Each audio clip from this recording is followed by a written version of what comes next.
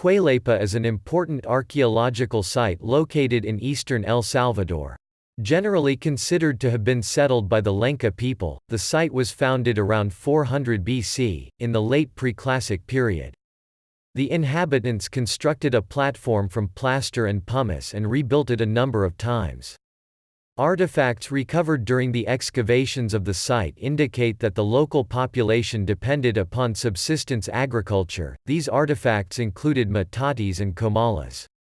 The site belonged to the Mesoamerican cultural region. Quelepa means stone jaguar in the Lenca language, probably in reference to the large Jaguar Altar found at the site. Throughout its occupational history, the inhabitants crafted stone tools from obsidian.